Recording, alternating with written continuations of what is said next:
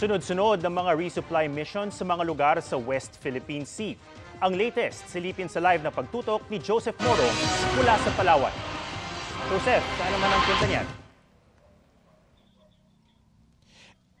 At may isa pang resupply mission. Ang sa kasalukuyan ay umaandar ngayon at papunta naman yan sa Pag-asa Island sa Kalayaan na kontrolado rin ng Pilipinas. Tumulak yan sa parehong araw na naging matagumpay yung resupply mission sa Ayungin Shoal. Madaling araw pa lamang nitong linggo naghahanda na ng mga gamit ang mga residenteng uuwi sa Pag-asa Island sa bayan ng Kalayaan. Pagdating ng tanghali, ikinarga nila ang mga pagkain at iba pang mga gamit na kakailanganin nila doon sa BRP Laguna.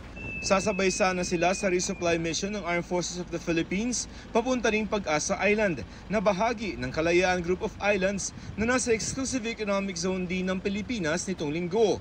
Pero dahil may inaayos pa sa BRP Laguna, Martes na ng gabi ito tuluyang nakalayag. Kasunod ng matagumpay na resupply mission naman sa Ayungin Shoal umaga ng Martes. Bago matapos ang linggong ito ay inaasahang makakarating na ang lumalakad na resupply mission sa Pag-asa Island. At ayon sa munisipyo ng Kalayaan, dadalasan daw ng Western Command ang mga biyaheng tulad niyan. Kasama sa mga naglayag ang ilang batang residente, lalo't may mga paaralan na rin doon, bagamat wala pang ospital. Kamakailan lamang ay nagpagawa ang AFP ng beaching ramp o bahagi ng mga daungan. Dapat i-improve kasi para naman yung natin, talaga maipakita natin sa lahat na atin yan. Sa atin talaga yung Pag-asa yung Kalayaan na yan.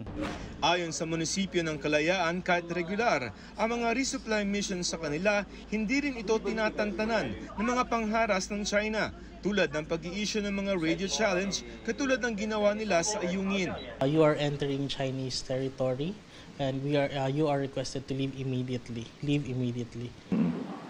But do you leave? No, we have our mandate to do. We have our duty to our constituency. Why would we listen to them? Regular na mandatong araw ng sandatahang lakas ang mga resupply mission sa mga lugar na nasa loob ng Exclusive Economic Zone ng Pilipinas tulad ng Kalayaan Group of Islands at Ayungin Shoal.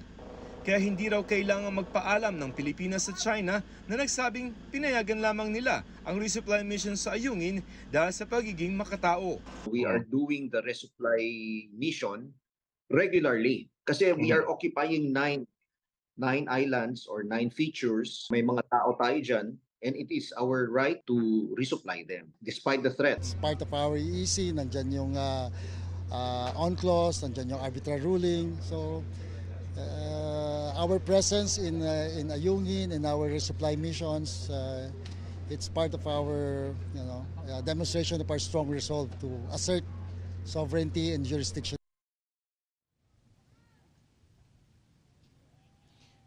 Kaya nga raw magtutuloy-tuloy yung mga RORE o yung rotation at resupply mission sa mga lugar na okupado at kontrolado ng Pilipinas. Atom? Maraming salamat, Joseph Moro.